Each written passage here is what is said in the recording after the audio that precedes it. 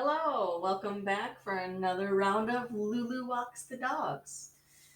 Last chapter, we saw Lulu get herself ready really quick on Monday morning, and then she picked up Brutus, and she was going to Pookie's, and then Brutus was giving her a hard time. So she was struggling, and she was behind on her time frame when, what do you know, Fleshman popped up. So now we are on chapter 10. Lulu was out of Pookie's house in 20 seconds flat, promising Pookie's mommy that she would be careful not to hurt her fuzzball's feelings.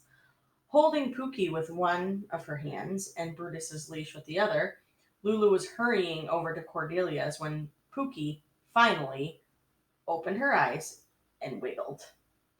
And then kind of squeaked, and then wiggled and squeaked some more.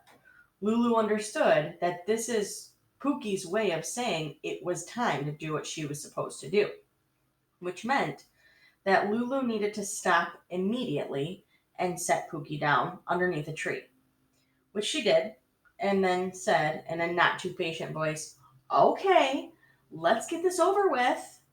Do what you're supposed to do right now." She won't if you talk to her like that, said a voice that belonged, do I even have to tell you, to Fleshman. She needs to be coaxed. I'm not a person who coaxes, Lulu told Fleshman. Then bending down, she repeated, Pookie, right now.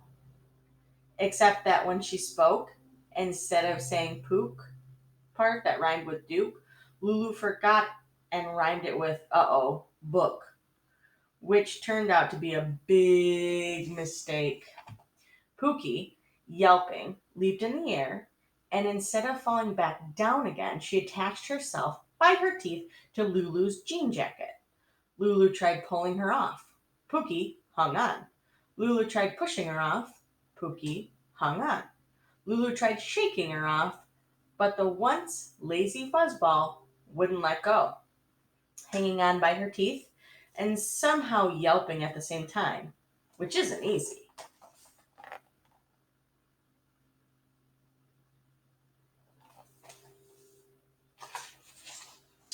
All of a sudden, out of the blue, Lulu began to hear music. What was this music? Where was it coming from? Well, what do you know?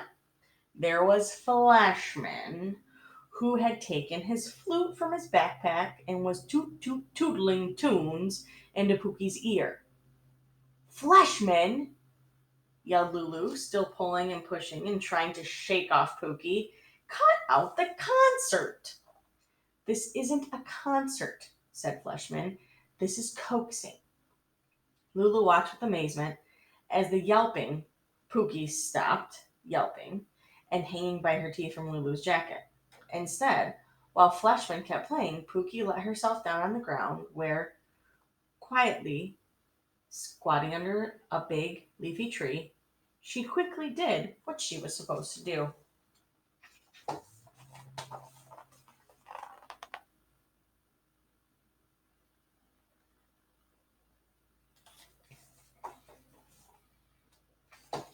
Why is everyone saying that Pookie did what she was supposed to do? From now on, I'm just going to say pooped. Fleshman whipped out a pooper scooper, cleaned up the little mess, picked up Pookie, and handed her to Lulu. Don't thank me, he told her, even though Lulu hadn't said a word.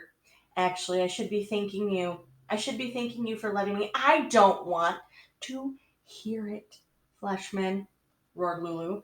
I really, really don't want to hear it. Now, out of my way. I'm seriously behind schedule. That's the end of that chapter. We're going to read the next little bit. That's called a timeout. Timeout. I just this minute realized, even though I've already told you that Brutus is a great big dog with bad breath and Pookie is a tiny little white fuzzball, I haven't yet said that along with loving to hide, Cordelia is a long, low, short-legged hot dog looking dog whose name starts with a D, except I can't remember what comes after the D. Oh, and one more thing about Cordelia. She is very, very vain. Vain meaning she's really into herself. She really loves herself, looking at herself in the mirror, really into herself. Okay, and that is where we're going to end for now. Obviously, we can see that Lulu is struggling a little bit with these dogs, and maybe he's a little bit too forceful. And of course, Fleshman is there to help her, but Lulu doesn't really appreciate his help so much. So I hope you enjoyed. I'd love for you to make a prediction as to what you think is going to happen next. See you next time.